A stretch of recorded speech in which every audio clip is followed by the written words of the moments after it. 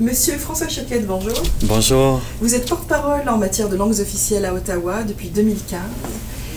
Vous êtes de passage aujourd'hui à Winnipeg. Oui, je suis toute la semaine à Winnipeg pour justement m'imprégner de la culture de la société franco-manitobaine. Bon. Et alors, vous êtes là depuis quelques jours ou quelques heures, mais qu'est-ce que vous avez ressenti comme, en rencontrant ces francophones du Manitoba? Bien, tout d'abord, j'ai eu la chance de rencontrer principalement les gens du milieu scolaire. Et donc, on a vu des très belles écoles comme l'école Taché, l'école L'Espérance. On a eu visité l'université Saint-Boniface. Mais en même temps, on a vu d'énormes besoins qu'il y a. Comme quoi, par exemple? Bien, juste le fait que les écoles, parfois, sont très loin, très éloignées d'écoles de certaines communautés. Il y a certains élèves qui doivent faire presque 1 heure d'autobus pour se rendre à l'école. Des frères et sœurs qui sont séparés, qui ne vont pas dans la même école. Des places dans la petite enfance ou dans les garderies qui sont absentes. Des listes d'attente. Des listes d'attente. Et ça, c'est inacceptable parce que si on veut assurer que les jeunes puissent continuer à étudier en français, en situation minoritaire, là, on est au Manitoba, c'est quand même une situation difficile. C'est la meilleure clé à ça, c'est qu'ils puissent aller à la petite enfance en français. C'est la première, c'est l'incontournable. Graham Fraser a fait une étude récemment. Il a fait Graham Fraser, qui est l'ancien commissaire aux langues officielles, a fait une étude et un rapport sur ce dossier-là. Il a démontré que 95% des jeunes qui vont à la petite enfance en français vont faire toute leur scolarité ou pratiquement toute leur scolarité en français. Et donc, c'est une façon de garder nos jeunes à s'identifier à la francophonie comme francophones et de pouvoir participer à cette vitalité-là des communautés francophones en situation minoritaire. Absolument. Alors, vous êtes porte-parole en matière de langues officielles depuis 2015, et puis un gouvernement Trudeau qui est à mi-mandat. Quel bilan faites-vous en matière de langues officielles du gouvernement Trudeau? Je rappelle que vous êtes le porte-parole en matière de langues officielles pour le NPD. Quel regard critique posez-vous sur son bilan en matière de langues officielles? D'abord, il y a eu quelques bons coups, il faut le dire quand même. Je veux dire, le gouvernement Trudeau est arrivé avec des bonnes intentions, des bonnes paroles, des bons discours. Il y a eu quelques bonnes actions également. Je veux dire, le retour d'avantages francophones pour l'immigration. Mobilité francophone. Oui, c'est très bon ça, de pouvoir dire aux gens en immigration, si vous immigrez en situation minoritaire, vous aurez plus de points. Donc, ça, c'est un avantage parce qu'on a un problème en ce qui concerne l'immigration en situation minoritaire. Par exemple, ici au Manitoba, l'objectif pour l'immigration francophone, c'est à peu près 7 %. Et là, on est à environ 2 % qu'on a atteint. Alors, on est très en deçà des objectifs qu'on cherche à obtenir. Et ça permet de garder à flot, si on veut, le pourcentage de francophones par rapport aux anglophones. Oui. Alors, sinon, on décroît tout le temps le poids démographique. C'est ça. Et ça, la proportion change. Oui, et c'est dangereux. Peut-être que les nombres augmentent, mais la proportion oui. Donc ça, c'est une bonne action, mais il va falloir beaucoup plus, une stratégie beaucoup plus grande. Et à cet égard-là, ça manque, une stratégie beaucoup plus grande en immigration pour s'assurer que ça va fonctionner, cet attrait-là en situation minoritaire. D'autres bons gestes aussi, le retour du programme de contestation judiciaire qui avait, malheureusement, les conservateurs avaient essayé de complètement tuer ça. Ça a été en cours. Ils l'ont transformé par le PADEL. Exactement, qui n'était pas parfait, mais qui était acceptable. Donc, le programme de contestation judiciaire, le retour de ça, c'est une bonne nouvelle également.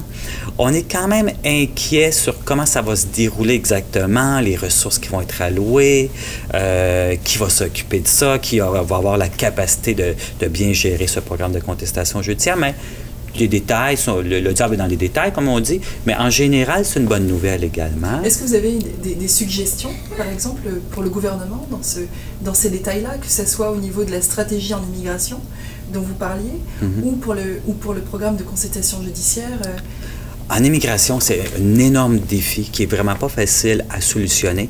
Et ce qu'on a demandé au ministre de l'Immigration, qui a comparu il n'y a pas si longtemps que ça au Comité des langues officielles, ça va nous prendre une stratégie spécifique pour l'immigration francophone en situation minoritaire. Seulement qu'une stratégie pour ça. Et il a dit, oui, mais j'ai une équipe, etc. Oui, mais ça prend une équipe spécifique et une stratégie spécifique.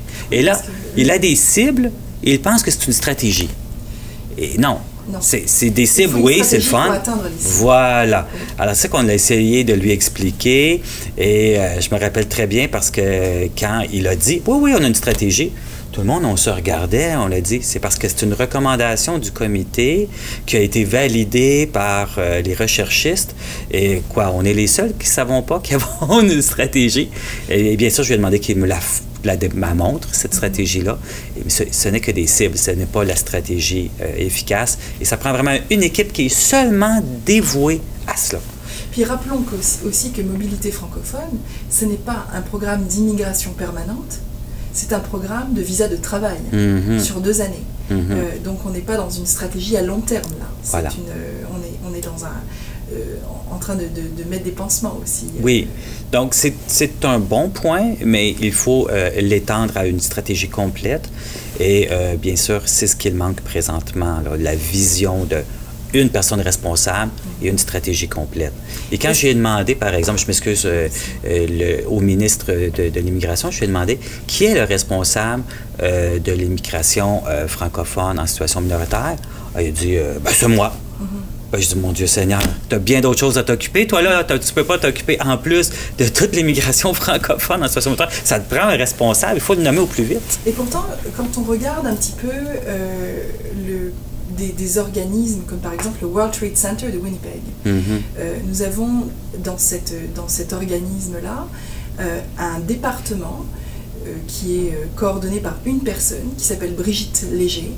Et on a publié un reportage la semaine dernière sur le fait qu'il y avait 300 dossiers de francophones en attente parce que le World Trade Center, leur département, n'est pas financé pour aider les immigrants à venir au Manitoba. Or, les 300 dossiers, ce sont des dossiers de francophones.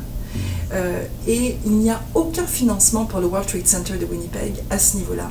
Est-ce que ça ferait partie d'une stratégie de financer des organismes qui aident les francophones à s'établir, enfin à immigrer au Manitoba et à promouvoir le Manitoba comme destination francophone? Absolument. Je pense qu'il faut repenser aussi, il faut surtout ne pas oublier la question du par et du pour les services.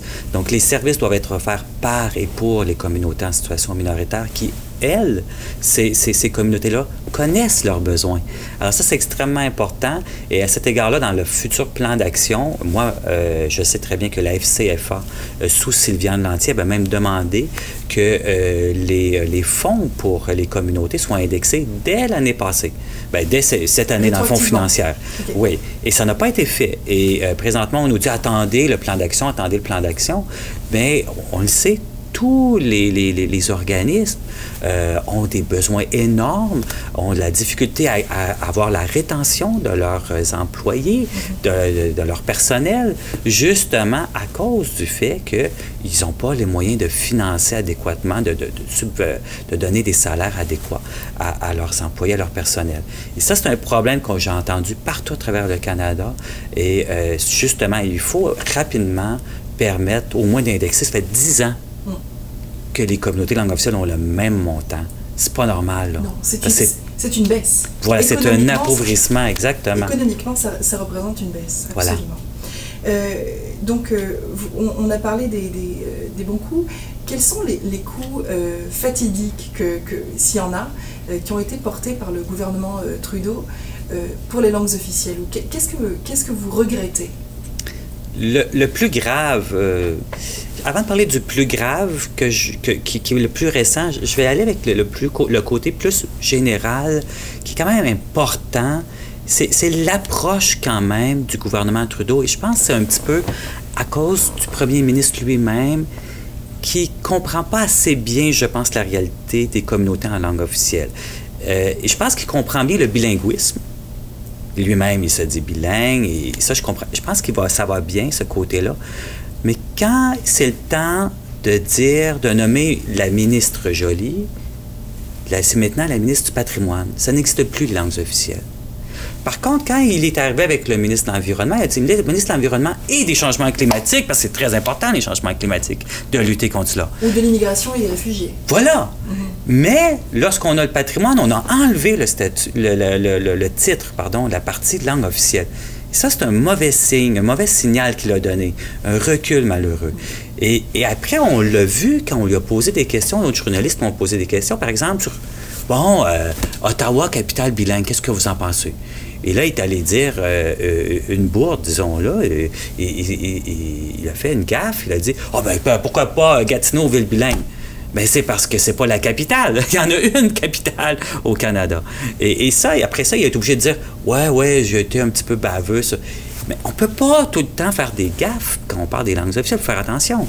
Et même chose après. Les mauvais messages. Mais oui, et puis pour les autres personnes qui elles-mêmes disent, pourquoi capitale ville bilingue, ou pourquoi s'occuper des communautés de langue officielle, ça va sur un mauvais message. Ensuite, quand il a fait sa tournée pan-canadienne sur je veux mieux comprendre maintenant, mais les gens, il va en Ontario, et là, il y a des questions en français, et il dit, on t'entend en Ontario, je parle juste en anglais. Allô? Après ça, je m'en vais au Québec, dans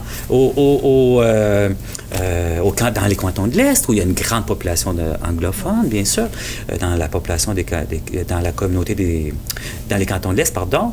Et là, ils vont dire, non, je suis au Québec, je parle juste en français. Mais c'est pas comprendre les communautés en situation minoritaire, d'oser dire des choses. On est dans la langue d'un territoire, on est dans la langue de la personne. Oui. C'est ça, c'est communiquer avec la personne, et non pas avec un territoire. C'est comme s'ils pensaient les langues officielles seulement en termes de bilinguisme individuel et non pas collectif. Et ça, c'est une problématique parce que les communautés de langue officielle, la vitalité des communautés de langue officielle ont énormément besoin d'appui. Et je pense, comme John Johnson l'a dit, qui est le nouveau président de la FCFA, il dit les communautés de langue officielle sont les poumons du bilinguisme au Canada. C'est certain. C'est eux qui alimentent, c'est eux qui nourrissent la dualité linguistique et le bilinguisme au Canada. On ne peut pas juste se fier à un bilinguisme individuel. Oui. C'est des communautés aussi qu'on doit soutenir, comme les Franco-Manitobains, comme les Fransaskois, comme les Franco-Albertains, Acadiens, etc. Oui. Donc ça c'est... Puis je veux revenir sur le dossier Madeleine Meilleur, qui est une grave erreur à mon humble avis. Je l'ai vu. OK, on va y revenir plus tard. Non, mais je suis contente que... Allez-y. OK. Parce que je vous ai parlé des... Je pense que vous allez le mentionner dans le pire coup, certainement. Oui. Oui. Donc, oui, je m'en doutais. Bien, je ne sais pas si c'est le pire coup, parce que l'autre côté de la méconnaissance de l'importance des communautés de langue officielle, je pense que c'est très grave aussi. C'est peut-être plus grave à long terme. Mais le coup qui a été donné par la problématique avec la nomination de Madeleine Meilleur, c'est pas Madeleine Meilleur elle-même. On n'a aucun problème avec Madeleine Meilleur. Elle a fait du bon travail quand elle a travaillé pour les communautés de langue officielle en Ontario, pour les francophones en Ontario. Vous parlez du processus. Le processus, le fait de ne pas avoir respecté la loi. La loi elle-même, si elle est bien respectée, il y a des pare-feux à une nomination partisane. Parce que la loi mentionne qu'avant de faire une nomination, les chefs de l'opposition doivent être consultés. Et si les chefs de l'opposition sont consultés, eux-mêmes vont dire « Nous n'aimons pas cette candidature-là pour X ou Y raison. » Et à ce moment-là, le gouvernement pourra réfléchir à une autre candidature. Et ça n'a pas été fait. Oui, parce que rappelons quand même... allez-y. Parce que le commissariat aux langues officielles, c'est l'entité qui tape sur les doigts du gouvernement lorsque le gouvernement ne respecte pas ses engagements en matière légale de langues officielles. Exactement. Donc, avec une candidature partisane, on se demande quelle va être la facilité et en tout cas l'objectivité de la personne en poste pour taper sur les doigts du gouvernement. Exact. Et je vais vous donner un exemple concret pourquoi c'est tellement important que le chien de garde, justement, des langues officielles, le ou la commissaire aux langues officielles, doit être absolument neutre et aussi qu'on n'ait aucun doute sur sa partialité, sur son impartialité, pardon. Moi, j'ai déjà contesté des décisions de M. Graham Fraser. Par exemple, sur l'Office national de l'énergie, sur les documents qui n'étaient pas traduits, qui n'étaient pas tous accessibles en français et en anglais en même temps, j'ai dit, ça, c'est un manque flagrant à la loi sur les langues officielles. Bon, il m'a expliqué pourquoi lui n'était pas d'accord, sa décision a été remise. Mais moi, je pouvais très bien débattre avec lui et on pouvait débattre d'une manière objective parce que je savais qu'il était impartial. Et je savais que moi, je pouvais dire, bon, je suis pas d'accord avec ta décision. Bon, c'est correct qu'on ne soit pas toujours d'accord. Mais c'est ça, je ne pouvais pas dire, ben, c'est parce que, c'est ça, tu es d'allégeance conservatrice ou d'allégeance libérale. C'est pour ça que tu as fait cette décision. Jamais j'aurais pu dire ça. C'est ça, pourquoi c'est tellement important d'avoir un chien de garde qui n'est pas, entre guillemets, peinturé d'une couleur quelconque, que ce soit rouge, bleu, orange, pour s'assurer qu'on puisse, bien sûr, avoir ce chien de garde impartial. Est-ce que c'est un poste pour vous qui est encore pertinent? On connaît le manque de dons que le commissariat aux langues officielles peut avoir. On sait qu'il n'y a pas beaucoup de possibilités pour le commissariat d'agir et de lever autre chose qu'un bâton, et puis, mais il n'y a pas vraiment de coup qui puisse être donné. Est-ce que vous avez une idée de ce à quoi pourrait ressembler au meilleur le commissariat aux langues officielles? Mais juste avant d'aller sur ce point-là, d'avoir plus de dents ou avoir plus d'outils devant lui, je pense que le commissaire aux langues officielles, déjà présentement, il y a certains outils devant lui. Et un commissaire aux langues officielles qui est bien en poste et qui connaît bien ses dossiers et qui est dynamique, peut déjà faire beaucoup de choses. Un exemple, en Colombie-Britannique, il y a eu des consultations de ressources naturelles sur les pipelines, sur c'est ça, sur les oléoducs. Et ces consultations-là publiques n'étaient faites qu'en anglais. Bon, alors j'ai eu ce vent de cela. J'ai fait immédiatement un appel au commissariat aux langues officielles, fait une plainte en bonne et due forme. Le commissaire a dit, ben, qu'est-ce qui se passe, c'est pas normal. Il a appelé lui-même, directement, le commissariat a appelé le ministère pour leur dire, qu'est-ce que vous faites là?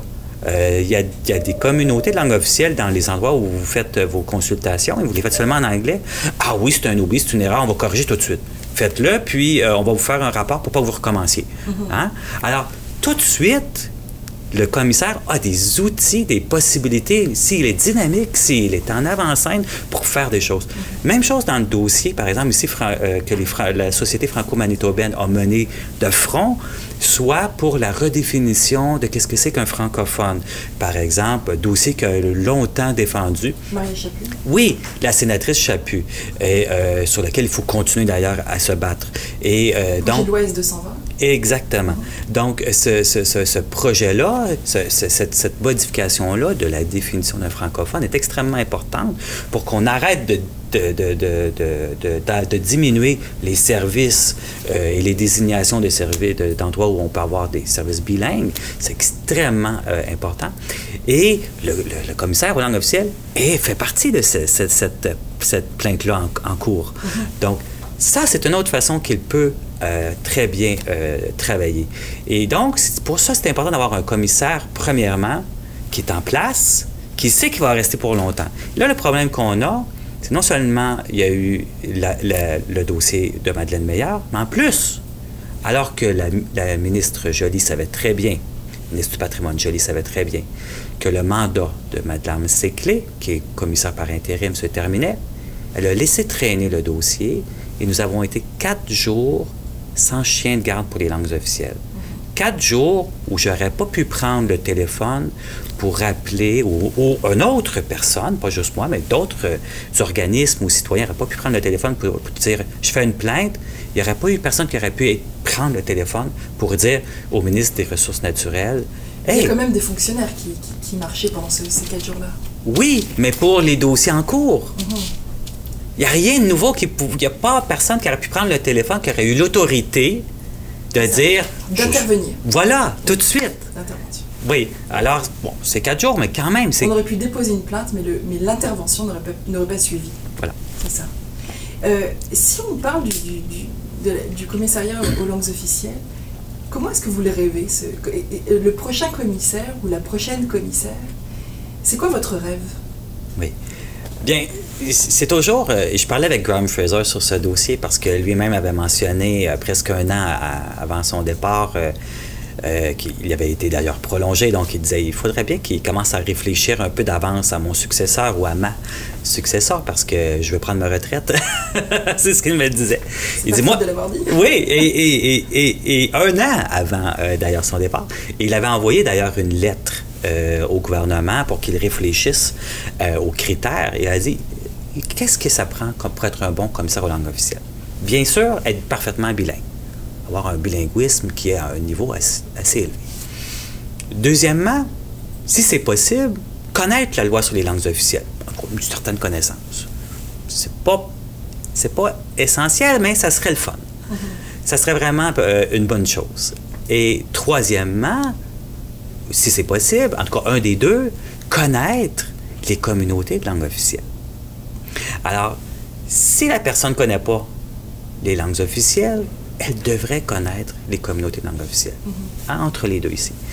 Et moi, je pense que les trois sont extrêmement importants, surtout avec le gouvernement qu'on a présentement, qui comprend, je pense, l'importance qu'il y a un désir de mettre beaucoup l'accent sur le bilinguisme individuel et qui oublie, à mon avis, malheureusement, les communautés de langue officielle.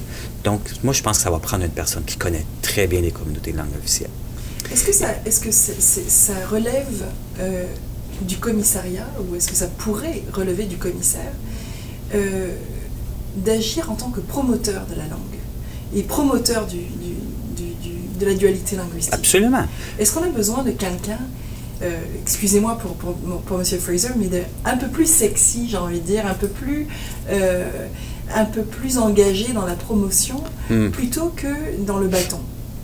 Eh bien, je pense que les deux sont importants parce que dans la situation où on est, on ne peut pas non plus juste faire la promotion et laisser passer des diminutions des services ou des diminutions de soutien aux communautés de langue officielle. Je pense que ça prend les deux. Mais il y a une chose que M. Fraser avait demandé en quittant. Il a fait un dernier coup de cri du cœur, si on veut. Il a fait un rapport spécial sur Air Canada en disant Air Canada, c'est un problème récurrent, très difficile à avoir de l'amélioration avec les services bilingues à Air Canada dans les deux langues officielles. Et il dit ça prendrait des outils supplémentaires comme commissaire. Et entre autres, il a demandé est-ce qu'on pourrait, par exemple, avoir des ententes exécutoires. Donc, on prend une entente, on s'entend ensemble. Si ça ne marche pas, bien, il y a des conséquences. Et ça, présentement, avec Ghislaine Séclé, qui est la commissaire par intérim, présentement, nous sommes en train de... Elle a dit que ça devrait être notre priorité qui va venir par la suite, là, à court terme, d'avoir une réponse là-dessus, parce que le gouvernement n'a pas donné réponse, de donner de réponse, pardon, à ce rapport-là. Moi, je pense qu'effectivement, il doit avoir une réponse à ce rapport-là. Et la prochaine commissaire doit pouvoir avoir ces outils-là. Avoir des outils de promotion, chacun fait à sa manière. Et le quatrième point que M. Fraser, dont M. Fraser me faisait part, c'était justement d'avoir ce côté de facilité avec le public, du rôle public que doit avoir un commissaire. Donc, de promotion, justement, de l'importance de la dualité linguistique, mais aussi de l'importance de nos communautés en situation minoritaire.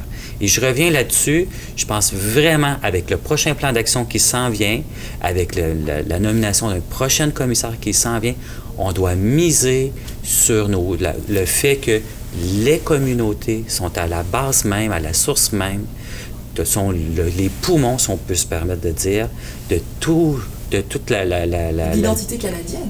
Oui, de l'identité canadienne en plus.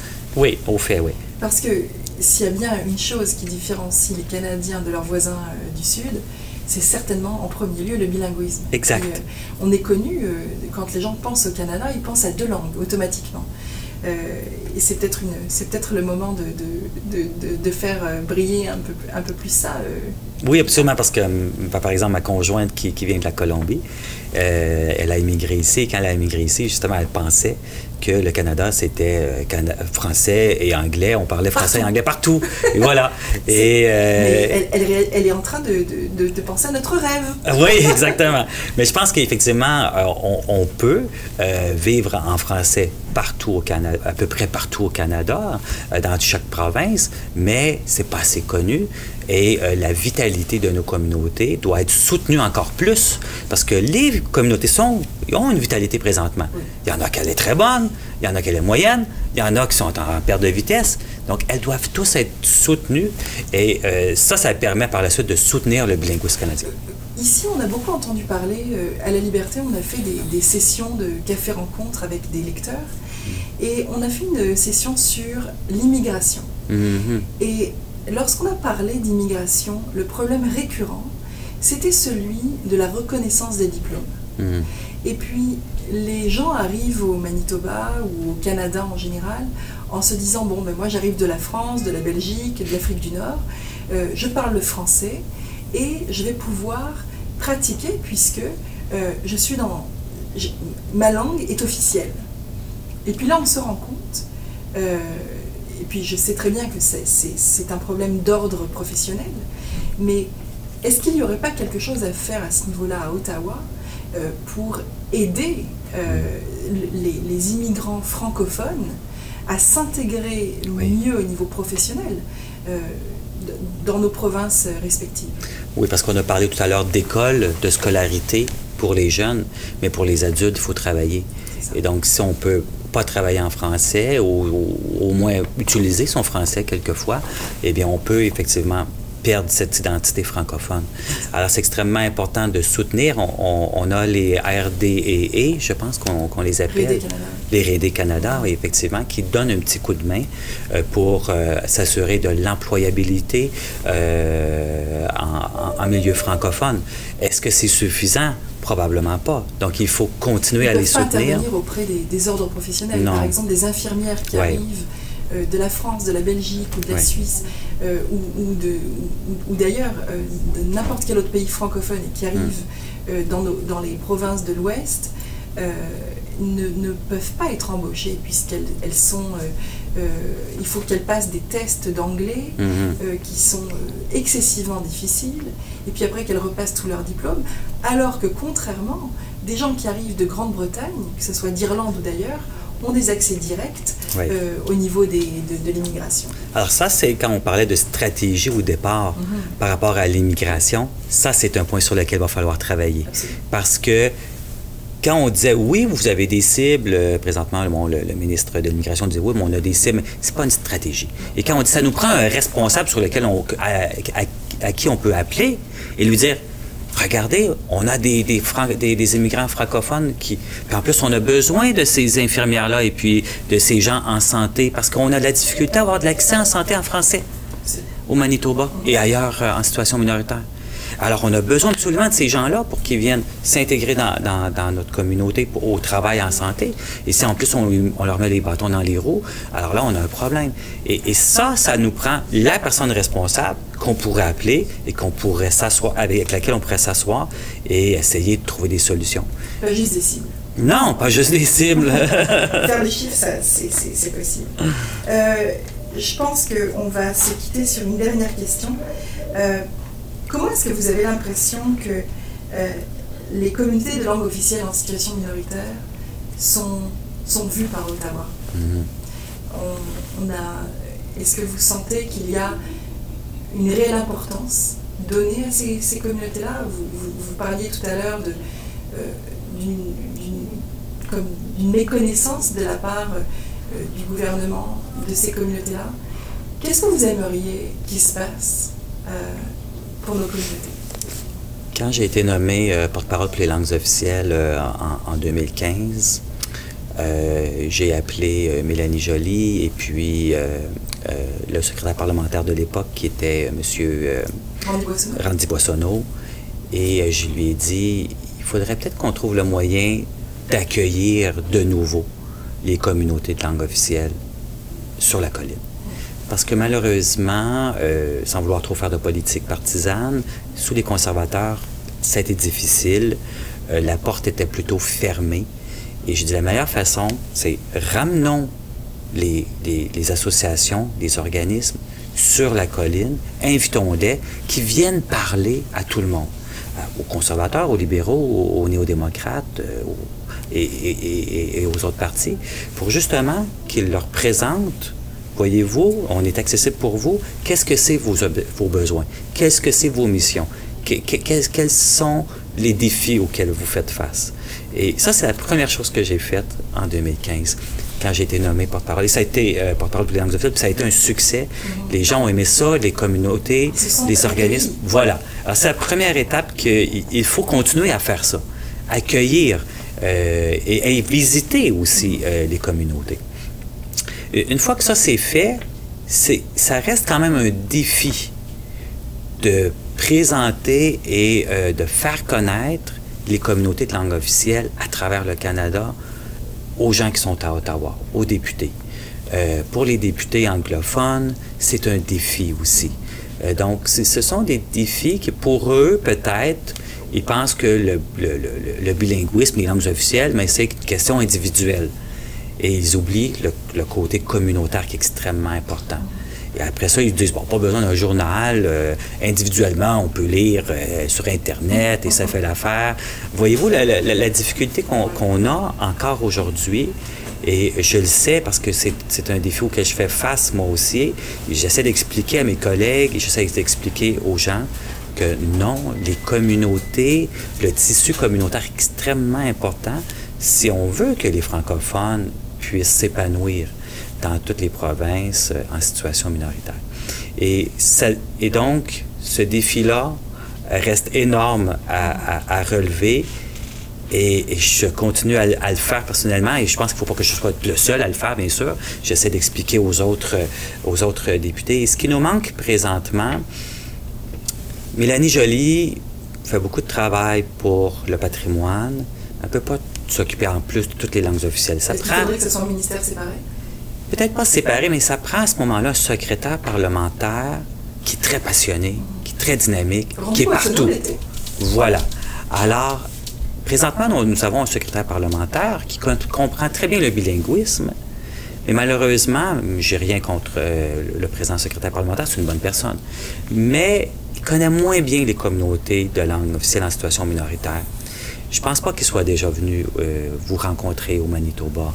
Et ça, c'est un problème qu'il y a présentement. Il faut retrouver un autre secrétaire parlementaire qui, lui, comprend la situation des communautés de langue officielle et qui va être un autre défenseur de plus. Parce que c'est ça qu'il faut multiplier. C'est les gens qui vont propager comment dirais-je, ces informations-là aux autres députés autour de nous. Ma toute dernière question, c'est s'il y avait 3 personnes qui seraient de beaux défenseurs, en dehors du Parti néo-démocrate, qui seraient ces 3 défenseurs, les 3 héros, vos 3 héros, pour les langues officielles? Je pense que présentement... Oui, bien sûr. Je pense que présentement, c'est difficile de départager tout le monde parce qu'il y en a plus qu'un. Disons, vu qu'il faut en choisir, des libéraux, Daryl Samson. Daryl Samson fait un excellent travail et comprend bien sûr, les conseils scolaires parce qu'il était dans les conseils scolaires auparavant et il comprend bien l'importance de la petite enfance, du parcours scolaire, comprend bien l'importance de l'immigration et il n'a pas la langue dans sa poche. Donc, ça, c'est important. C'est un bon allié. Il y en a d'autres. M. Arsenault aussi est très bon défenseur. Et M. Vandal également, d'ici de Saint-Boniface, c'est un très bon défenseur. Et Mme Chaput, qui était une excellente, également, quelqu'un qui était très actif, très passionné aussi pour les langues officielles, qui fait un très bon travail, qui a laissé un bon héritage également, qui est repris présentement par la nouvelle qui la remplace, qui la succède, et aussi la sénatrice Tardif, qui fait aussi un très bon travail, avec laquelle je travaille régulièrement, sénatrice Tardif. J'ai beaucoup d'affinités avec elle, on se comprend et on veut aller dans la même direction. Donc, il y en a plusieurs, il y en a d'énormes. Ici où on est au bord, on a aussi Nikki Ashton, mais ça, c'est mon parti. C'est ça. Est-ce que vous voyez un espoir pour que le projet de loi mené par Mme Chaput pendant des années et repris par Mme Gagné à l'heure actuelle voit un jour le statut de loi? Je suis inquiet parce que présentement, le gouvernement libéral veut plutôt faire la révision du règlement, ce qui n'est pas une mauvaise idée, là, ce qui est une très bonne idée, qui peut être plus rapide, bon, comme le laisse sous-entendre le gouvernement. Mais je suis inquiet parce qu'ils veulent prendre 2 ans pour le faire, ce qui va nous emmener à la prochaine élection. Et je suis inquiet qu'on ne terminera pas la révision du règlement avant la prochaine élection en disant « on est prêt, mais élisez-nous pour qu'on puisse le faire ». Alors, ça laisserait l'hameçon oui, en Europe. Oui, et voilà. Et ça m'inquiète et je pense qu'on doit le faire avant la prochaine élection, cette révision de la définition de ce qu'est un francophone. Et je pense qu'on peut le faire et d'une manière asymétrique avec le Québec pour pas que ça nuise à la défense aussi du français au Québec. Et je pense qu'on doit le faire et on va gagner beaucoup pour les communautés langues officielles vont gagner beaucoup en le faisant. François Choquette, merci beaucoup et je vous souhaite un très bon séjour à Winnipeg. C'est un plaisir, merci beaucoup.